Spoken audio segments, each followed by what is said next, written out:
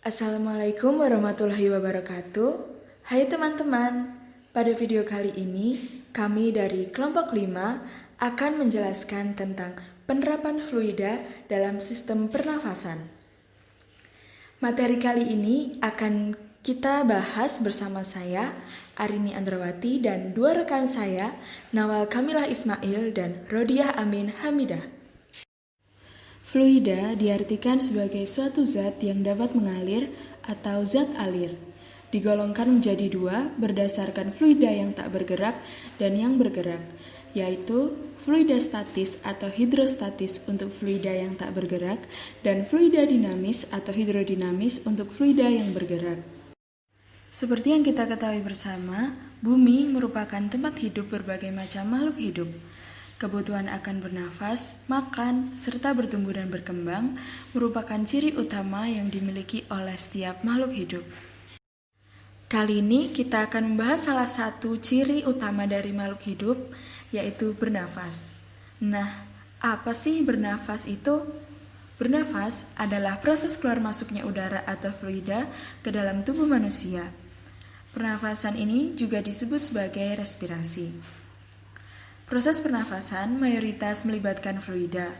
Fluida yang masuk berupa oksigen dan yang keluar berbentuk karbon dioksida dan dalam bentuk uap air.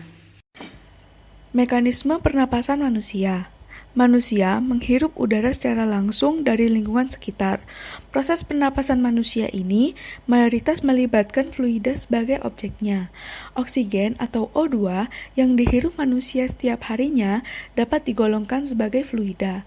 Begitu juga dengan karbon dioksida atau CO2 yang dihasilkan dari proses pernapasan juga termasuk dalam zat fluida. Berikut adalah proses manusia bernapas. Udara masuk lewat rongga hidung, melewati proses penyaringan partikel kecil yang disaring oleh bulu-bulu halus di dalam rongga hidung. Udara menuju trakea atau batang tenggorokan dan dilanjutkan menuju paru-paru melewati serangkaian cabang yang dinamakan bronkus dan bronkiolus. Udara tadi berujung di alveolus, yaitu gelembung-gelembung berisi udara dalam paru-paru, yang berfungsi sebagai tempat pertukaran oksigen dan karbon dioksida. Alveolus dalam satu paru-paru manusia mencapai 300 juta buah. Penerapan hukum Boyle juga terdapat pada mekanisme pernapasan kita. Hukum Boyle sendiri berbunyi, apabila suhu gas yang ada di dalam ruangan tertutup dijaga konstan, maka tekanan gas berbanding terbalik dengan volumenya. Hal ini dapat dilihat pada gambar berikut. Saat kita menghirup udara, diafragma di bawah paru-paru akan berkontraksi dan rongga paru-paru akan membesar. Saat itulah tekanan gas di dalam paru-paru mengecil dan udara bisa masuk. Begitu pula sebaliknya. Saat kita menghembuskan udara, diafragma di bawah paru-paru akan rileks dan rongga paru-paru akan mengecil. Namun, tekanan gas di dalam paru-paru akan naik dan menyebabkan udara dapat keluar. Pernapasan pada manusia dibagi menjadi dua macam. Yang pertama ada pernapasan dada. Inspirasi pada pernapasan dada terjadi pada saat berkontraksinya musculus intercostalis yang menyebabkan terangkatnya tulang rusuk, sehingga rongga dada dan paru-paru mengembang, menyebabkan tekanan udara rongga paru-paru menjadi lebih rendah dari tekanan udara luar. Dengan demikian, udara dari luar masuk ke dalam paru-paru. Selanjutnya ada ekspirasi pernapasan dada. Ekspirasi terjadi pada saat relaksasinya musculus intercostalis yang menyebabkan tulang rusuk turun kembali, sehingga rongga dada menyempit dan paru-paru mengecil. Akibatnya, tekanan udara dalam rongga paru-paru menjadi lebih tinggi dari tekanan udara luar, sehingga udara keluar dari paru-paru. Yang kedua adalah pernapasan perut. Inspirasi pada pernapasan perut terjadi saat berkontraksinya otot diafragma, sehingga diafragma yang semula melengkung berubah menjadi datar. Akibatnya, rongga dada dan paru-paru mengembang.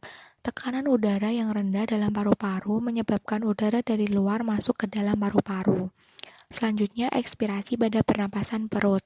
Ekspirasi terjadi saat berelaksasinya otot diafragma sehingga diafragma kembali melengkung, menyebabkan rongga dada dan paru-paru mengecil. Tekanan udara dalam paru-paru naik sehingga udara keluar dari paru-paru. Selanjutnya adalah volume dan kapasitas paru-paru.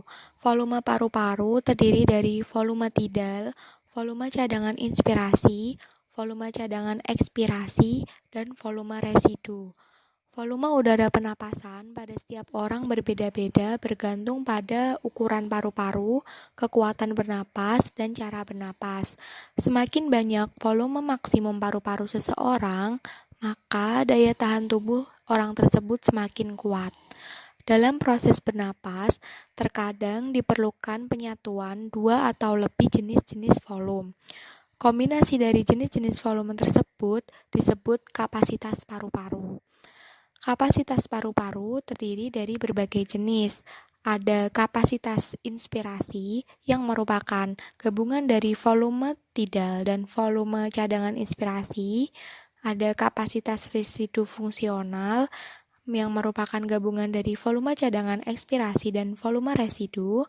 Dan ada kapasitas vital yang merupakan gabungan dari volume cadangan inspirasi dan volume tidal serta volume cadangan ekspirasi. Dan yang terakhir adalah kapasitas paru-paru total. Dari beberapa penjelasan tentang penerapan fluida pada sistem pernapasan manusia, dapat disimpulkan bahwa fluida yang dinamis diasumsikan bahwa fluida tersebut bergerak dengan kecepatan konstan dan volumenya tetap sejak awal. Fluida yang memiliki sifat yang mana gas molekul penyusunnya bebas bertumbukan. Inilah yang memungkinkan terjadinya respirasi dan proses pertukaran O2 dan CO2 dalam tubuh. Sekian dari kami kelompok 3 mengucapkan terima kasih. Wassalamualaikum warahmatullahi wabarakatuh.